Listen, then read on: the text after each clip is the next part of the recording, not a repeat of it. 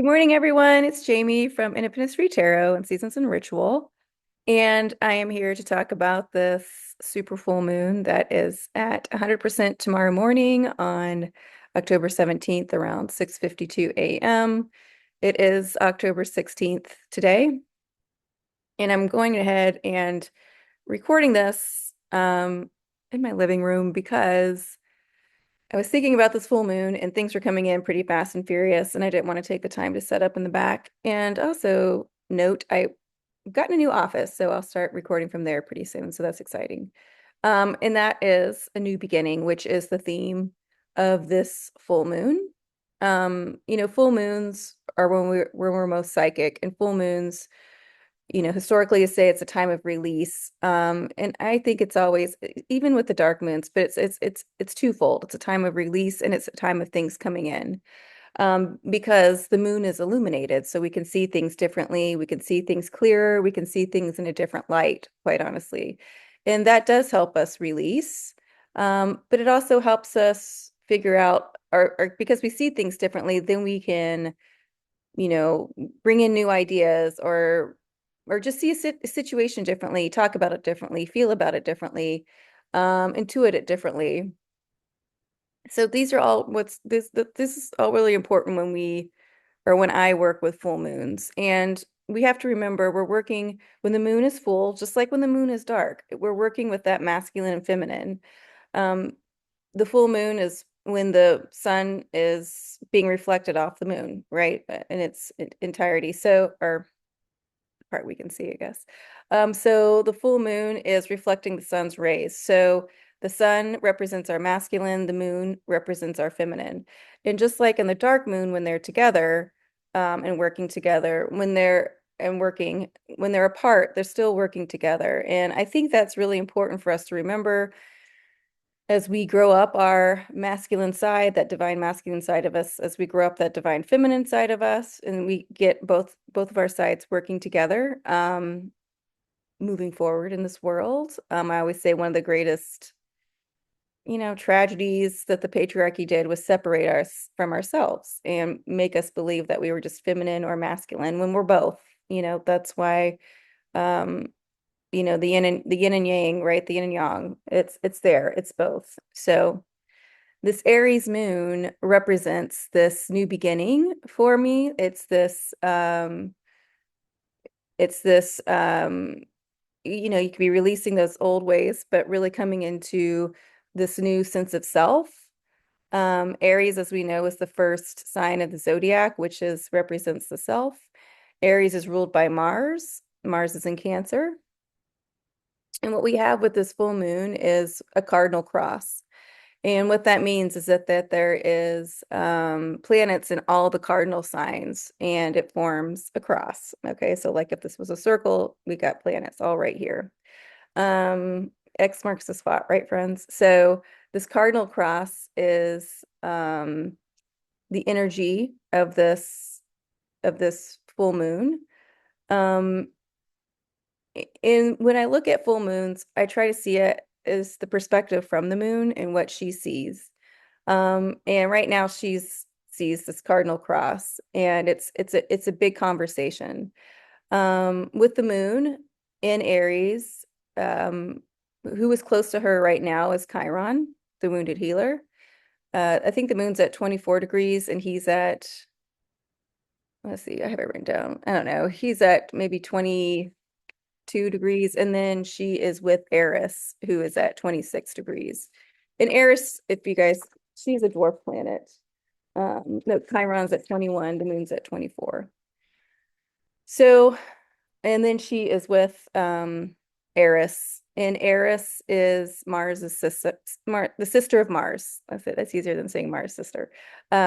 So the moon is talking closely to Eris, and she's talking closely to Chiron. And we have to remember Eris is discord, right? She is disagreements. In the Greek mythology, she threw that golden apple. She was mad because she wasn't invited to the wedding. So she threw that golden apple that said to the fairest. She ruined the wedding, right? Because Hera and um I don't know if Athena, Hera, Venus, all of them were there and they were like, oh, someone left me a gift, not one of them thinking maybe it was for the bride, right? Because it was through the fairest and they were all the fairest, right? Um, but it was this kind of like an FU, right? But it was to show basically how shallow everyone was, right? And it's important, I think, when we work with Eris, in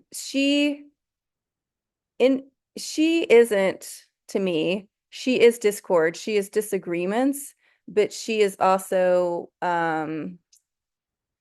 wise at this point. She is showing you where she disagrees with you or showing where the disagreements are within yourself, right? She is pointing out where let's say okay, because she's with Chiron, right, in the moon. So let's say like I'm trying to think of a good example, but let's say like you always like your life story is um you aren't lovable, yet you have a million friends, or let's not even that. Let's say, or you have, let's just go with it. Okay. So like, so you like your life story is you're not lovable, but you have like a million friends, um, or two really good friends, people who love you, or you feel so much love when you're with your animals. Um, and you say the word love, you understand this, but when you think about yourself, you're just like, oh, I'm just so unlovable, blah blah blah. So Eris would come in with this full moon and be like, see where things aren't kind of adding up with like your perception or what people or whatever this wound is versus how your life is. Okay, so she's going to be showing you a disagreement within the self. And the reason that is here is because we have to we have to kind of pick a lane, right? That Jupiter and Gemini, with who we are moving forward, with what our life story is, with what we do believe in now, what we're going to stand up for. So this Eris working with Aries and Chiron and this full moon, it can be uncomfortable because it could be, I mean, it's going to be illuminating something to us. It's going to be showing us something that's not the truth. It's not, it's not, when pressed on it, you don't have any facts to to hold up whatever it is maybe you've been thinking about yourself, or that Chiron wound, maybe that was placed on you by your parents or friends or family or society, whatever. And this is a new beginning. This full moon to me is saying this is a new beginning. It's okay to work with discord. It's okay to work with Eris. It's okay to work with that wound. It's okay to transmute that wound, right? Because when we start to say, like, when it starts to be shown to us, yeah, you keep saying this about your life or you keep doing this, but this is how you're acting, good, bad, or indifferent, right? You could also think like, um, you know, let's just say like I don't know, like these pastors and stuff think they're living this like holy life, but this, well, it's whatever. But then they're not, so it's like, oh, but you keep preaching all this stuff, but you're not doing any of it, right? That's where the disagreement's going to come in. So I don't want anyone to be scared of this idea that Eris is here with this equation in this full moon. I don't want anyone to be scared that discord is here, right? The disagreements that are coming up are showing us where we need to end some storyline that's not true about us, or we need to see um, people, not being authentic, not being true to what they're saying, and the idea, you guys, is that there's no right or wrong, right? If adults want to live a certain way and they're okay with it, then that's fine. Um, and but with us too, we need to look in our hearts and see where we are as people, right? We need to see like, like with all these I was getting a little agitated because, a lot of people were talking about like Red Cross and FEMA and all these things. And unless you have been in a natural disaster and you look for, first and foremost, help can't come fast enough, but when it's there, you are so grateful for it, right? And I know this because I've been on receiving ends of these things, right? But also I've been a volunteer. I've gone out and helped people. And, if you haven't gone out and helped people or volunteered with things, but you're sitting online talking about a bunch of shit, that's annoying to me, right? And again, that's that idea. Like, are you living authentically? Are you speaking your truth? Is this who you are? Are you able to speak on experience because you've had the experience, or are you just going off what other people say? And so again, that's the disagreement. That's the discord. That is um, Eris coming in and saying, who are you with yourself? What do you represent? What do you stand for? And this is a good place to be, right? Because we want to know what we stand for. I was watching The Bulwark the other day, and Tim was interviewing this guy from a different podcast. And I mean, I like, and Tim wasn't asking him like hard-hitting questions. He was just asking him like follow-up questions and like not even like super critically thinking questions, but just kind of, and the guy was just saying, yeah, that's a good point. I don't have a good answer. But he's going on his podcast and not and saying all these things that aren't and listen, everyone can have their own opinion. At the same time, though, it's to me, and again, this is me, and we're all individuals, but there was nothing that he stood for. There was nothing that he could say, this is what I believe in and this is how I live, right? And when I say that, you guys, this isn't like some karmic or dharma like whipping yourself, like this is what it's like if you believe in love thy neighbor, then show your neighbor some compassion, show your neighbor some love.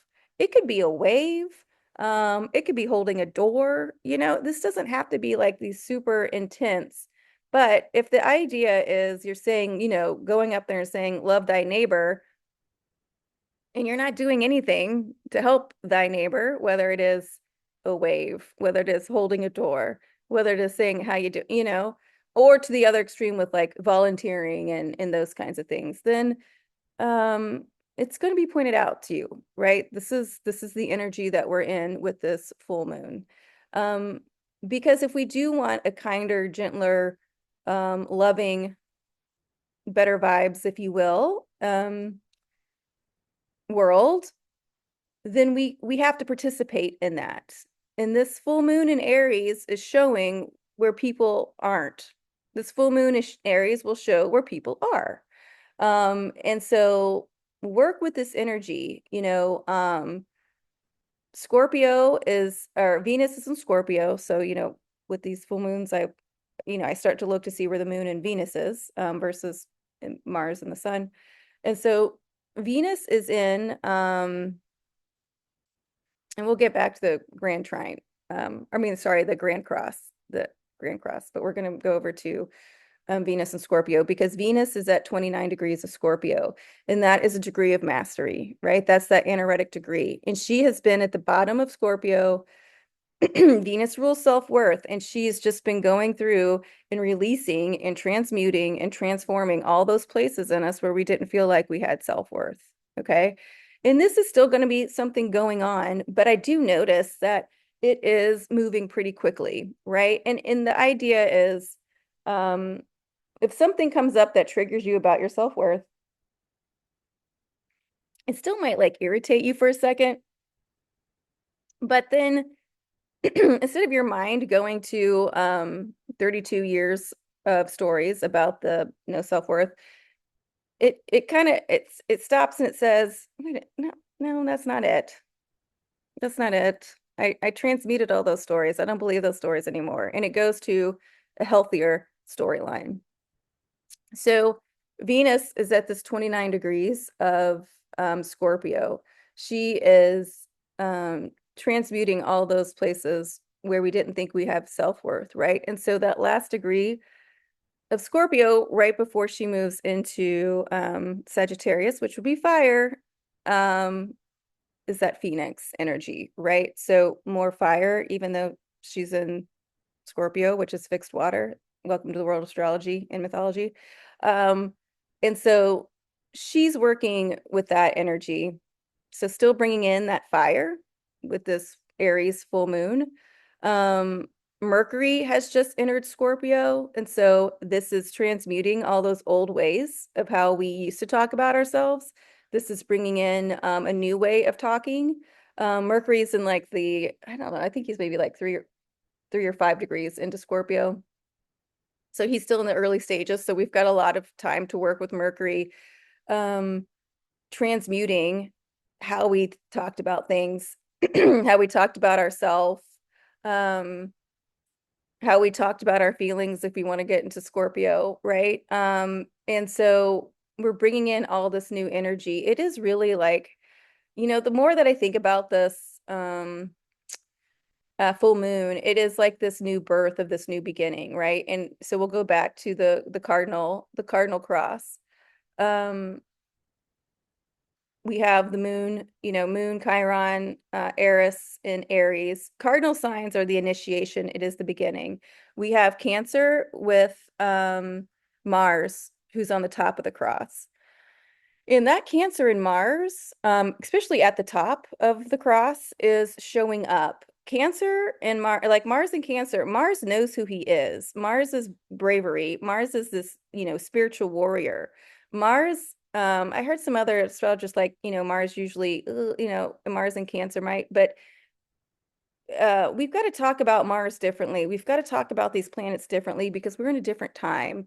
Mars in Cancer understands what's happening. Mars, being that divine masculine and bringing in those divine masculine energies, understands how to work with his feelings, understands how to work with his emotions, understands how to initiate change in the home, which is ourselves, but also in the home we live in. That could be your physical home, that could be your community, that could be your workplace, right? And he's not going anywhere. He's there for 6 months. So he's initiating all this change. You can almost say also, and this came to me last night too, but like Mars and Cancer, again, I hate to use the word like impregnating, but it is. It's sort of like because Mars is that masculine and Cancer is that feminine, but it is like and she's ruled by the moon. And she's ruled by the moon, but it's like impregnating these new ideas, right? Impregnating like this idea that the masculine and feminine, right, within us show up, right? Know how to defend the home, know how to be that spiritual warrior, um, know how to talk about this differently because Mercury's in Scorpio, right? And it's also important to remember Mars being in Cancer, right? Cancer is ruled by the moon.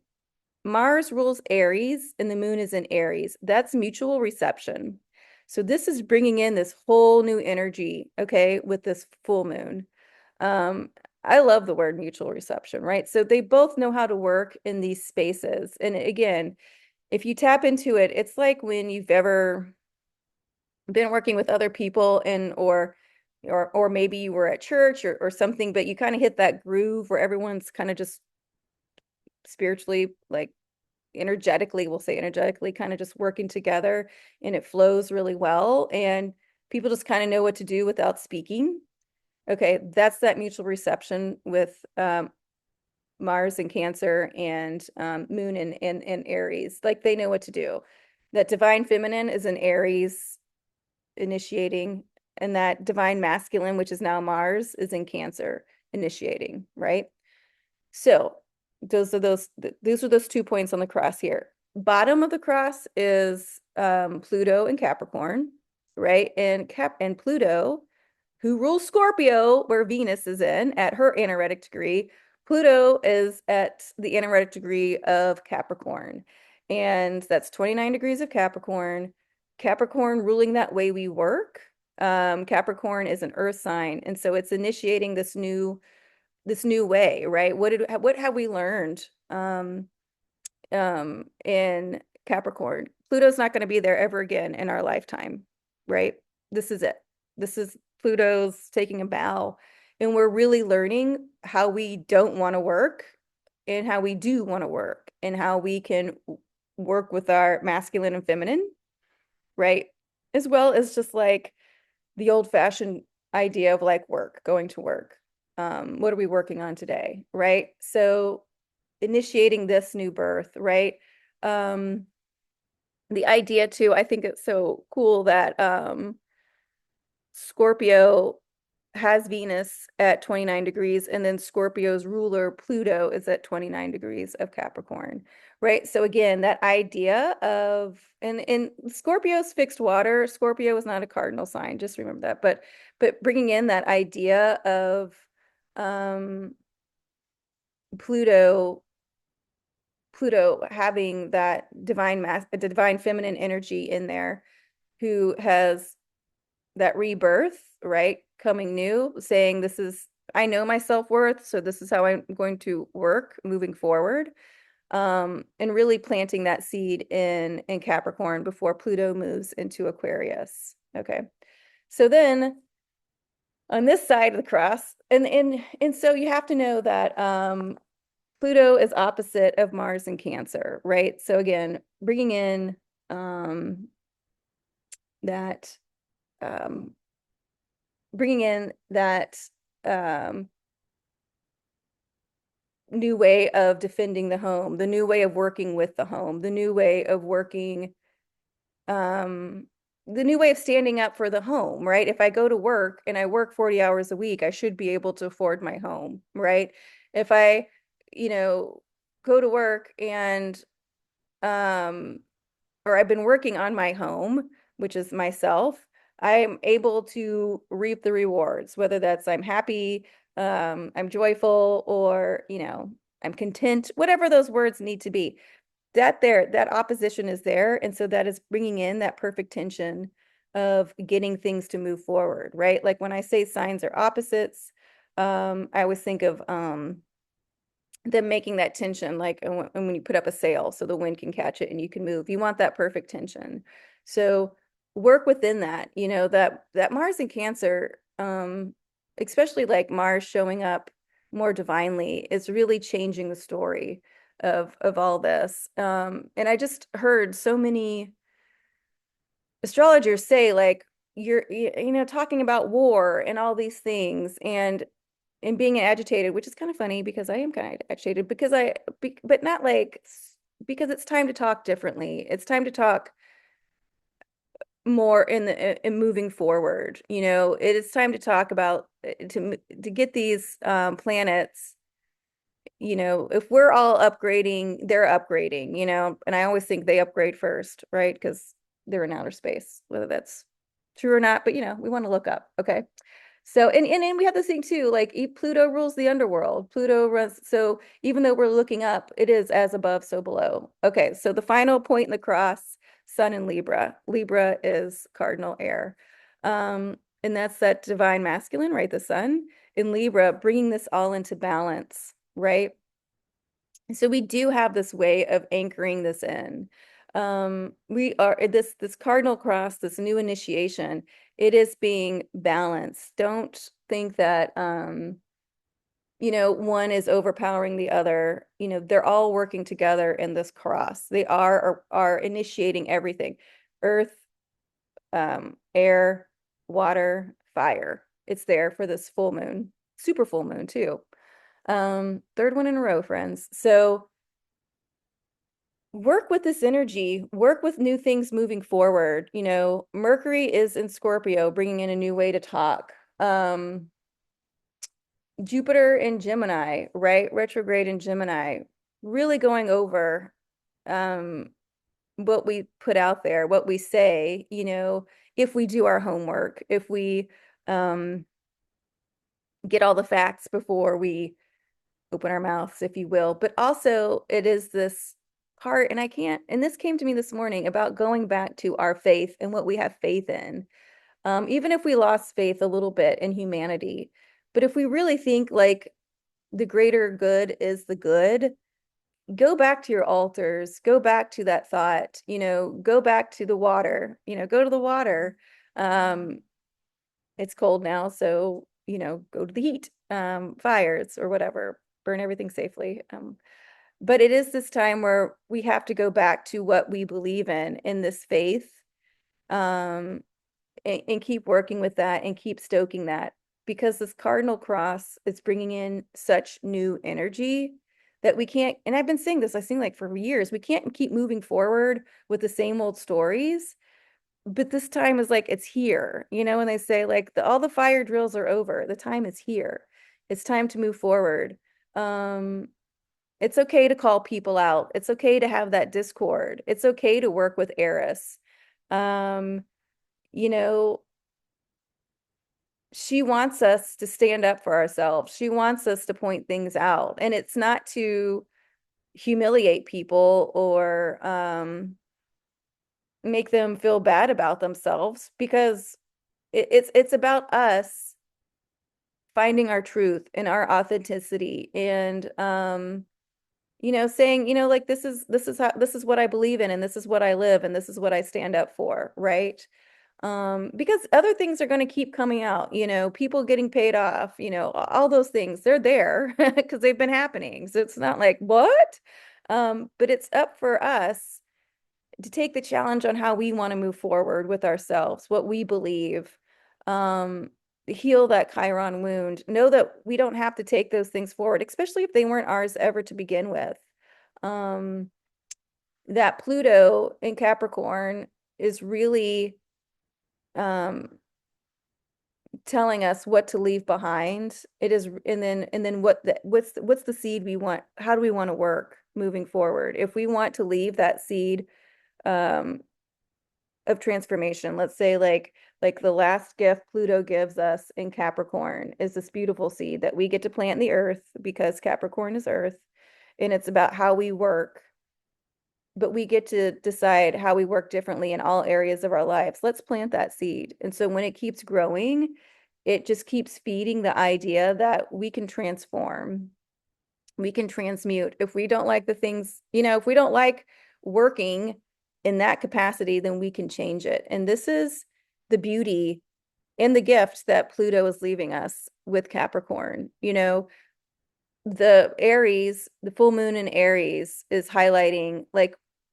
we can do this, having a little bit of discord, a little bit of disagreement to get rid of that Chiron wound and turn it into healing is good. Looking over at the opposite, which is the sun in Libra, and talking to the sun and saying, I need you to, shine some light on this, right? I need you to shine where I need to bring things into balance is great.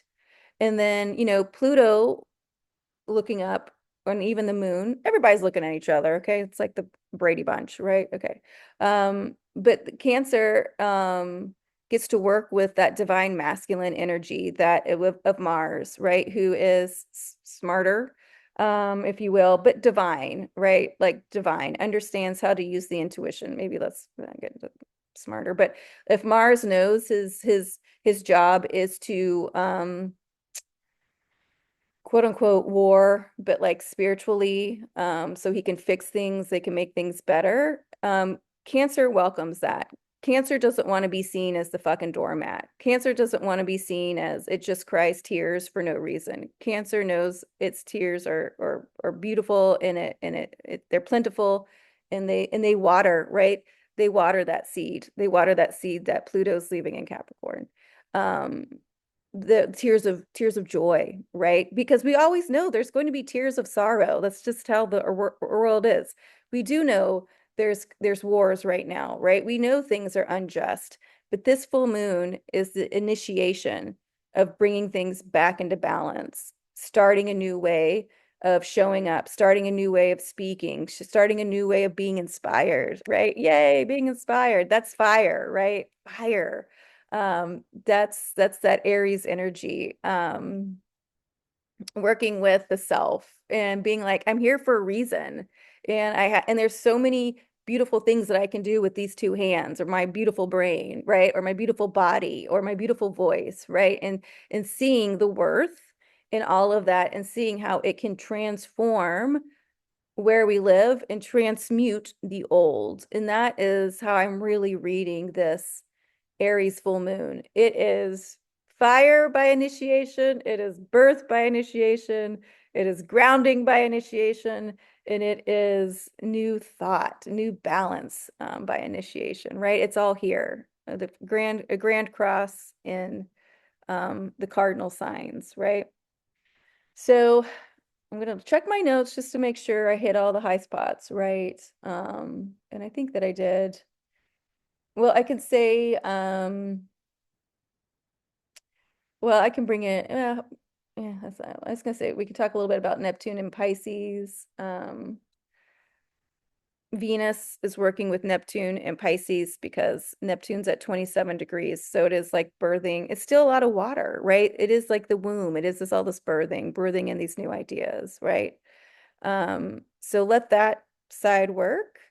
Um, let Mars be in Cancer, let the moon be in Aries, right? Because then she'll move into Taurus, right? Afterwards, because the moon's always moving. But really work with this mutual reception of these fire and water energies, but also work with the idea that we're in harmony, even though it might not seem like it. We're in harmony, even though Eris is there bringing in the discord, right? Everything is really in harmony with this cardinal grand cross. Okay, friends, I think I'm going to leave it there. As always, if you have any questions or comments, just put them in, down below. I have Instagram, subscribe and like all those great things, and I'll be seeing you soon from my new office. So, till then, have a great full moon.